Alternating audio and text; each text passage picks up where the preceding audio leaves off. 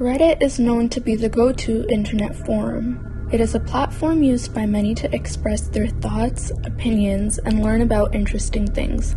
It is completely up to the user to mold their Reddit experience. They can join subreddits and only interact with opinions, posts, and shares that they want to. Although this may sound like sunshine and daisies, Reddit is home to a lot of creepy and mysterious cases and resultantly, users. Although there are many questionable subreddits that are buried deep within Reddit, then the average user would not be able to find them. One subreddit that really displayed illegal and truly shameless behavior was the jailbait subreddit. This subreddit was a closed group community that shared pictures of model, porn stars, and actresses that looked underage. Although they were not actually minors, the principle still remained the same. They may have been close enough to being a minor that it brought upon a great deal of concern for other Redditors. This subreddit distributed pictures that was, for lack of a better word, child pornography. It is even more vile and sinister to know that this subreddit was extremely popular and had gained a following of thousands of people. One of the moderators of this subreddit was a user by the name of Religionofpeace. Basically, the job of the moderator is to see what is being posted within the subreddit and to monitor all the activity. It seemed user Religionofpeace was a very active member of the group, writing posts condoning the usage of drugs and firing against socialism. User Religionofpeace had a very odd way of moderating the subreddit. He or she would write back to some spammers and even tell them to fuck off and die. Along with his very hostile language and behavior, this Redditor seemed to be very knowledgeable about military subjects, once extending his knowledge to other users in his community by telling them specific ways in which you can kill somebody. Throughout his time on Reddit, user Religionofpeace often referred people to his website domain called Lake City Quiet Pills. It was obvious that with the Redditor being the moderator of a perverse and explicit subreddit, that his website would host the same kind of content, pornographic photos, which it did, but the name still aroused suspicions to many. The questionable and very unusual name, Lake City Quiet Pills, made people think that this website was a ruse for something else.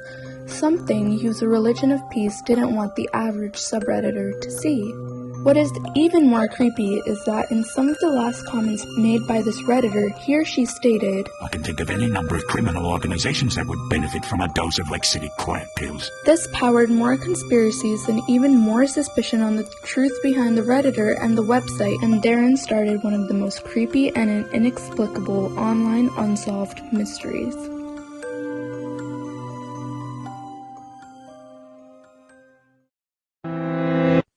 We know that the death of the user Religionofpeace was in 2009, but he or she actually created the account in December of 2007. Reddit became known worldwide in mid-2010, so this user was one of the very early users.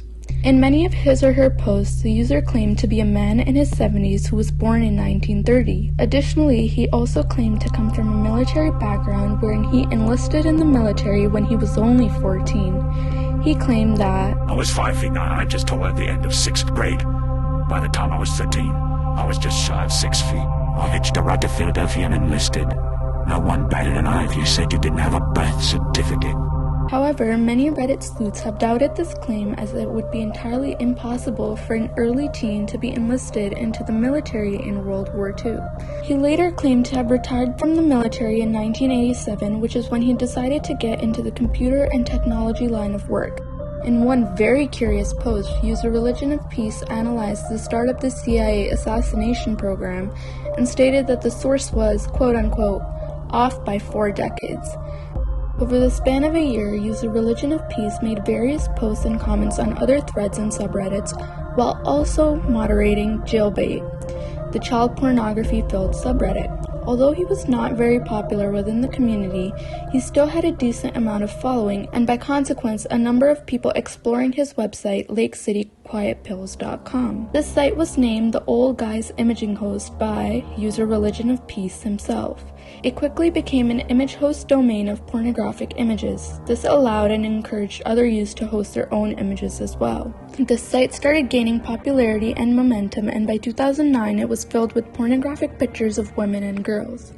In the same year of July 17th, around 6:45, user Religionofpeace made its last post, a comment about spammers. On the same day, in July 17th of 2009, a new user by the name of 2-6 posted his or her first post approximately 13 hours after user Religionofpeace's last post. User 2-6 post titled, "The End of Religion of Peace. He died today." This post was met with a lot of consolation and grief for this Reddit user from other members of the community. The user 2-6 responded to another user who said that he thought it was fake.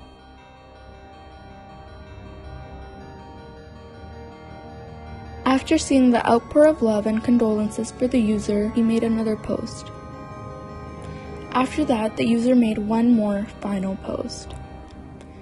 The link attached is a place near Round Top and Lake Heritage in Pennsylvania. His ashes were spread on land that had once belonged to Milo, now a Holiday Inn. Now, here comes the part where this story turns into a series of unfortunate, crazy, and bizarre events. After user 2-6 detailed his last post and left Reddit forever, many Redditors became fascinated and intrigued by user 2-6 and user Religionofpeace's peculiar relationship, as there was no mention of that in user 2-6's post. Users became quite interested with the user 2-6 and actually found a similar username by the name of Angel26. This user was found on a website named FARC. FARC was a website that was actually a precursor to other sites such as Reddit. User Angel26 had actually been active as far back as 2001 on FARC and was created in October of that year. It was solidified that this user was indeed user 2-6, as their listed email address on FARC was angel.2.6@lakecityquietpills.com. Same name, same website. Angel26 on FARC mainly commented and posted about topics related to ammunition, weapons, and guns. Each post was signed by a motto of, quote-unquote, dispensing Lake City quiet pills to lousy bastards in need of permanent rest since 1968, end quote. Additionally, it was found that the same user, Angel26, had also made a post on Dig, was very oddly signed as Religionofpeace. This prompted the question, were both Angel26 and Religionofpeace the same? As months progressed, many Redditors and users were still convinced that the death of user Religionofpeace was entirely fake and actually a publicity stunt to gain more audience towards their site, Lake City Quiet Pills. And whether this was fake or not, this was actually working. There was an increase in the users of Reddit due to the jailbait subreddit, and consequently there was also an increase in the amount of people using Lake City Quiet Pills as an image host. With this though, many computer techs joined Reddit and were curious about the website. As they began to analyze the website code, it was found that there was hidden code which looked like messages within the website dating as far back as years. These computer techie individuals found something quite sinister. Hidden beneath the site's HTML code past all of the pornographic images was a motto. It said, dispensing Lake City quiet pills to lousy bastards in need of permanent rest since 1968. Sound familiar? Upon further investigation of this motto, there were many names and acronyms presented. All of this information is still uncoded. For example, a code such as this existed.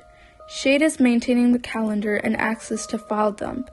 Angel has the job postings for EU and Asia. We aren't sending anyone to ME. No one. Don't ask for listings. This is pretty mysterious and intriguing if you take into account the mention of EU for Europe and ME for Middle East. There were many additional codes hidden in the website's HTML. For example, there was a lot of text and code that pointed to work that sounded like assassinations or other military contractors, both not meant to be seen by the public. This includes immediate need, 8 to 10, Chinese Korean, fluent Korean dialect, accent details after contact, 12-week half-pay sequester on refusal.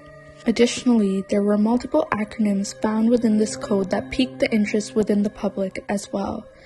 As Redditors, and for that matter, conspirators began researching the meaning behind the code and the website itself, they noticed that there was actually a government-owned ammunition plant by the name of Lake City Ammunition Plant in Independence, Missouri. This plant tested and manufactured arms for U.S. military. It is actually the second largest small arms producer for the U.S. Armed Forces. Many people have thought that the website Lake City Quiet Pills takes its name after this ammunition plant, where the quiet pills in the name supposedly refers to the bullets that are made in the ammunition plant. Within the HTML messages, there was also mention of Milo, which we know as user Religionofpeace, and his death. It was thought that this message was written by Angel 2-6, as many of the spelling and grammatical errors match user 2-6's posts on Reddit and FARC. Within the message he wrote, I am sorry to tell you that old Milo died yesterday. He went quiet and calm, not like we all figured. I gave that fat mangy cat of his to the little girl next. No services or nothing, you know Milo. I'm taking his ashes back to where his farm was. Close to it anyway. There's a mall where his place was. Within 2 months of this post, the same user wrote the following. For those who have asked, I bricked Milo's arm the same day. All is well. After a couple months, in January of 2010, Angel 26 posted the following. To a lot of us, this message may sound like a very normal birthday invite to their colleagues and perhaps friends, but within the years that this message was uncoded within the Lake City Quiet Pills website, many have found this to be a direct tie into the most horrendous assassination of the century. Mahmoud Al-Mabhouh was born in 1960 in the Gaza Strip in a refugee camp. In 1970, when he was nearing young adulthood, he joined the Muslim Brotherhood, a Sunni Islamist organization. Because of his actions within this group, he did end up incarcerated for a brief period of time but was released from prison in the 1980s. During this time, Mahmoud Al-Mabhouh joined Hamas, a Palestinian Sunni Islamic fundamentalist group that petitioned for the creation of a Palestine state. Hamas is a hostile entity, other words, a terrorist group, but is also the government of the Gaza Strip. Over the next few decades, Mahmoud Al-Mabhouh made a name for himself through terroristic activities and even ended up on Israel's most wanted list due to his 1989 killings of Israeli soldiers, in which Mahmoud Al-Mabhouh was extremely proud to take all the credit for. Despite his again brief incarceration in an Egyptian prison, Mahmoud Al-Mabhouh was continuing to make a name for himself in Israel but also the Hamas. He was so successful in his quote-unquote ventures that by the 2000s he was now the chief of logistics and weapons procurement, serving for the military aspects of the group. Due to his large hand in many terroristic events, Mahmoud Al-Mabhouh was a walking target for many people. He became susceptible to many assassination attempts. In the first attempt, there was a plot to kill him through a car bomb. Notably, he survived and was just injured. In the second attempt, Mahmoud Al-Mabhouh was poisoned in November of 2009 when he was in Dubai at the time. It is unknown how the poisonous toxin entered his body, perhaps mixed in with a drink or absorbed through his skin. But Mahmoud Al-Mabhouh did not die, he just felt ill. He was unknown to the fact that there was even an assassination attempt on him. Hence, he did not take any further precautions or security measures. It was well known that Mahmoud Al-Mabhouh was a very busy man. He resided in Syria, but also often took business trips around the Middle East. Obviously, for security purposes, he traveled under fake names, passports, and an airtight security. However, what was not known to Mahmoud Al-Mabhouh was that someone had hacked his computer and now held all his traveling information and dealings. In January of 2010, Mahmoud Al-Mabhouh was headed to Dubai for 2 days and had booked a hotel room accordingly. On this trip, he was going to travel without his security for the first day. This meant that for a whole day, Mahmoud Al-Mabhouh would be alone, weak, and vulnerable. And unbeknownst to him, someone was waiting nearby for this exact opportunity. On the 19th of January of 2010, Mahmoud Al-Mabhouh arrived in Dubai without any of his security detail and alone. Little did Mahmoud know that there was a whole committee of people planning and plotting already in Dubai. About 24 or so people, men and women, had arrived in Dubai with fake passports and names. These fake passports all came from Western countries such as Germany, France, Ireland, Australia, and UK. It was believed that this mission was led by 3 people by the names of Gail Folliard, Kevin Davern, and Peter Alvinger. It was later found out that these 3 individuals had visited Dubai at least 5 times previously to scope out the city and finalize the details of the mission. Mahmoud Al-Mabhouh arrived in Dubai at around 3 p.m. and was immediately followed by these agents. Before the arrival of Mahmoud Al-Mabhouh, all the agents had been preparing and actually checked into all of the hotels in the city to cover all the possible bases. It is assumed that they had a strategy, exit plan, and assassination plan catered to each and every hotel. They also probably had people stationed at each and every lobby of each hotel, as when Mahmoud Al-Mabhouh entered Al Bustan Rotana Hotel, 2 disguised men were in the lobby wearing tennis apparel and gear. As all of the agents began to meet up at this particular hotel, one of the men in the lobby follows Mahmoud to his hotel room to discover that he is staying in room 230. Upon this revelation, one of the leaders, Peter Alvinger, books a room 237 right across from Mahmoud's room. From this point on, this room was a base for the agents, a place where they were able to meet and talk. Mahmoud Al-Mabhouh leaves his room to visit a local mall. It is unclear whether this was to meet his contracts or for recreation, but he was surveilled by the agents to and within the mall as well. At around 8:30 p.m., when Mahmoud returns from his trip to the mall, he goes inside his hotel room unsuspecting of anything, unknown to the fact that he will never be seen leaving his room ever again. As 20 minutes pass by, many agents are seen leaving room 230 and entering room 237. As quickly as they can, all the agents are seen leaving one by one with all of their baggage. All of the agents had left Dubai entirely and were making their way all around the world. This includes Bangkok, Zurich, Frankfurt, Johannesburg, Paris, Doha, and Rome. Mahmoud Al-Mabhouh's body was found the next morning, nearly 12 hours after he was killed on January 20th of 2010. Upon first look, the death of Mahmoud Al-Mabhouh seemed to appear from natural causes, as the door was actually chained and shut from the inside. However, autopsy revealed that his death was anything but natural. According to examination, Mahmoud Al-Mabhouh had been ejected with succinylcholine, a paralyzing muscle relaxer. This means that Mahmoud was alive and awake during the events that caused his death. He was electrocuted and suffocated with a pillow where he finally died. This was so carefully planned that the crime scene was designed to seem natural, so it allowed time for all the agents to leave the city immediately. A month later, in February of 2010, the Dubai police chief actually stated that in his opinion, the assassin was commanded by Mossad, which was Israel's intelligence force. Israel did not deny this accusation but acted innocent and confused by the statement itself. Several countries listed all of the assassins involved in Interpol's most wanted list. Within this list, 18 agents were named. The names provided in this list were the fake names used by the assassins. There was great condemnation of Israel by other countries such as Britain, France, Ireland, and Australia when it was announced that the fake passports had originated from these nations. This created a very tense atmosphere between the countries and Israel, as according to the countries, Israel was behind this assassination. Foreign Minister of Australia actually called the Israeli ambassador to explain the situation, but when there was no concrete answer, Australia stopped working and cooperating with Israeli intelligence. As some of the assassins had used Payoneer, a prepaid credit card branded in the US, it was thought that this could be a link to clearly identify the assassins and its leaders. However, US obviously did not cooperate with the United Arab Emirates, which consequently leaves all of the assassins involved unidentified to this day. It is said that the 2 Palestinian men who were the middlemen involved in the assassination were arrested but were also later extradited.